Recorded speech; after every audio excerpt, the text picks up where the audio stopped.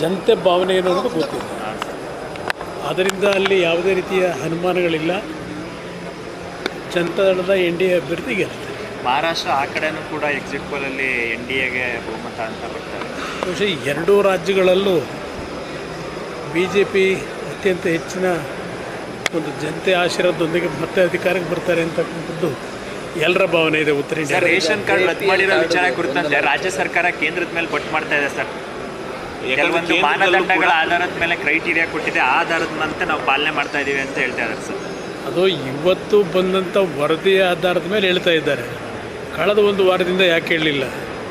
ಕರ್ನಾಟಕದಲ್ಲಿ ಈ ವಿಷಯದಲ್ಲಿ ಸರ್ಕಾರ ತೆಗೆದುಕೊಂಡಂಥ ನಿಲುವುಗಳೇನಿದೆ ಅದರ ಮೇಲೆ ಜನತೆಯ ಒಂದು ಪ್ರತಿಕ್ರಿಯೆಗಳೇನು ಬಂತು ಕಳೆದ 2-3 ದಿವಸಗಳು, ಅದು ಉತ್ತರ ಕೊಡಲಿಕ್ಕೆ ಆಗದೇ ಇರತಕ್ಕಂಥ ಪರಿಸ್ಥಿತಿ ಬಂತು.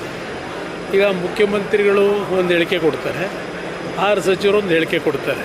ಅದರಿಂದ ಇವರಲ್ಲೇ ಒಂದು ಕ್ಲಾರಿಟಿ ಇಲ್ಲ. ಅದರಿಂದ ನಾನು ಈ ವಿಷಯಗಳ ಬಗ್ಗೆ, ಗ್ಯಾರಂಟಿ ಸ್ಕೀಮ್ಗಳ ಬಗ್ಗೆ ನಾನು ಎಂದೂ ಸಹ ಲಘುವಾಗಿ ಮಾತಾಡಿಲ್ಲ. ಗ್ಯಾರಂಟಿ ಸ್ಕೀಮ್ನ ಕೊಡ್ತಕ್ಕಂಥದ್ದಕ್ಕೆ ಆರ್ಥಿಕವಾಗಿ ಏನಕ್ಕೆ ಸಮಸ್ಯೆ ಇಲ್ಲ. ಸರ್ಕಾರ ಹಲವಾರು ರೀತಿ ತೆರಿಗೆಗಳ ರೂಪದಲ್ಲಿ ಸರ್ಕಾರದ ಖಜಾನೆ ತುಂಬಿಸ್ಕೊಂಡಿದ್ದಾರೆ. ಇಲ್ಲಿ ಪ್ರಶ್ನೆ ಮ್ಯಾನೇಜ್ಮೆಂಟ್ನಲ್ಲಿ ಹಲವಾರು ರೀತಿಯ ಸಮಸ್ಯೆಗಳಿದೆ.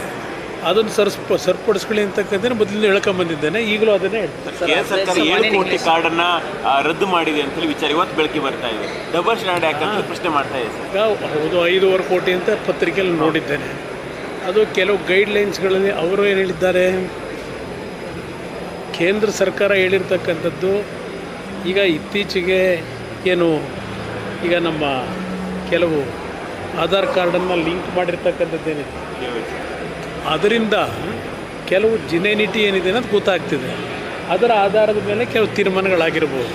ಅದು ಮುಂದೆ ನೋಡೋಣ ಏನೇನು ಪ್ರೋಸೆಸ್ ಆಗುತ್ತೆ ಅನ್ನೋದು.